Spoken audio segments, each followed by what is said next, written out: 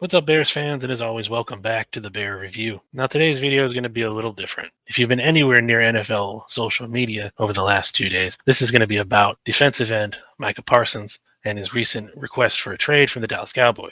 Now, this is not a video regarding trade packages or salary cap implications. That's a totally different discussion for another day. What I want to talk about here, one of the big proponents of detractors to Micah Parsons being traded is that he's doing this, and more so his statement that he released, which we'll go over in a minute, is just a way to get his bag. One question I saw recently asked on X was, should Ryan Poles go all in for Micah Parsons? Now, you could be for it or against it. That doesn't matter here. What mattered to me was this response. The response was, he's not getting traded.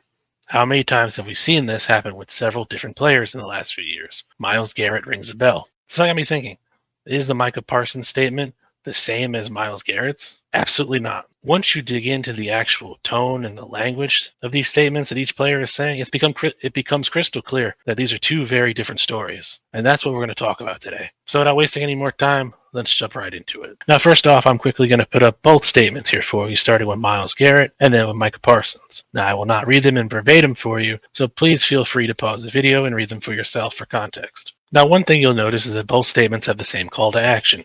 Both players want to move on from their teams. However, they have two completely different meanings once you dig a little deeper. Let's start by comparing the actual messages each player puts out. Now, in terms of Myles Garrett, it reads like a letter from a veteran who weighed his options and made a respectful decision. He talks about how much Cleveland has meant to him, how the city and the team helped shape him as a man. He talks about legacy. He talks about chasing a Super Bowl. It's personal, but it's professional. Myles Garrett himself has said these past 8 years have shaped me into the man I am today. My desire to win and compete on the biggest stages won't allow me to be complacent. One thing you notice right away, he's not calling anyone out. He's not burning bridges. If anything, he's leaving the door open, which ended up being the case. This is a mature, calculated message from someone who wants to compete at the highest level. Now, before I get to Micah Parsons, I do understand that Myles Garrett has signed his contract since he originally wrote that statement. However, we're looking at them as during the time they were written. Now, if I'm going to compare what Myles said to Micah Parsons, I'm just going to be upfront with you guys. This one is raw.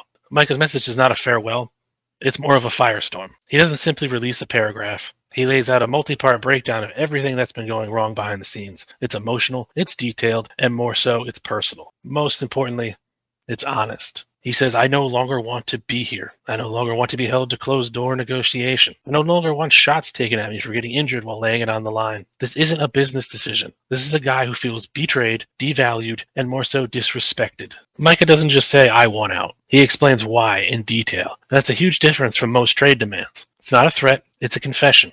As you read, Micah gives you a timeline of his attempts to negotiate with key dates and events. And this is where things really start to separate. Let's walk through what Parsons says happened behind the scenes. After year 3, he reached out with his agent. The Cowboys didn't want to talk. At the Combine, they reached out again. Still no movement. He even met with Jerry Jones personally to talk about leadership, and they ended up getting on the subject of his contract. And he still walked away waiting for an actual offer. Again, through this whole process, silence from the front office. He waited. He stayed quiet. He tried to play the loyal company man, but that patience ran out. And I'm saying this to the man directly who wrote that tweet I showed you at the beginning of the video. To tell you, Parsons not using the media to negotiate a bigger check. He's telling us how many times he tried and got ignored. That's not posturing, that's exhaustion. Well, fine. How do I know he's not just negotiating for a big check, right? Well, you'll notice something in Micah's language. He doesn't mention salary. He doesn't complain about guaranteed money or signing bonuses.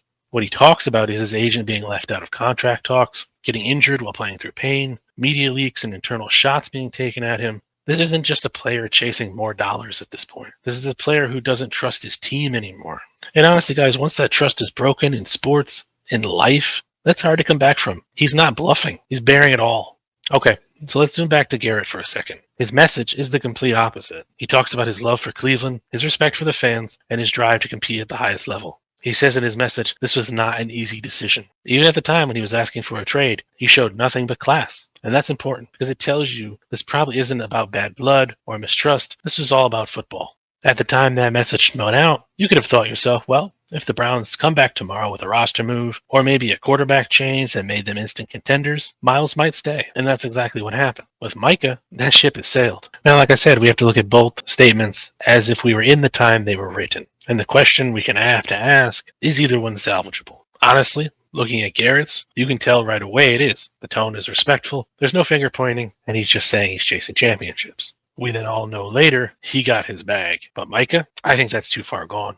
Micah even went so far to name drop Stephen Jones in his message. He didn't just ask out, he aired it all out. This doesn't happen unless someone's already emotionally checked out. With what he said over the last couple of days, you don't come back from that. Nor would I expect a team to be like, hey, here's a better offer and a pat on the back. This wasn't a negotiation tactic. This was a breakup letter. So here's the final takeaway. Both Garrett and Parsons wanted out, but only one is going to be leaving with a clean slate. In all honesty, Garrett was just chasing a ring in the bag. His situation felt from the beginning that it could be talked out, and it was. Parsons is chasing peace, and that means he's done waiting around for Dallas to get it right, and more so get it right with him. When players stop talking about contracts and start talking about respect, it's not a business decision anymore, it's personal. And that's the big difference between these two statements here. So, all right, guys, I want to hear it from you. Do you think this Micah situation is truly beyond repair? Could the Dallas Cowboys fix it if they tried? Or is the trust just too far gone? Drop your thoughts in the comments below. And if you enjoyed this breakdown, make sure to hit the like button and subscribe for more Bears and NFL content. Thanks for watching, guys. I'll see you next time. And of course, bear down.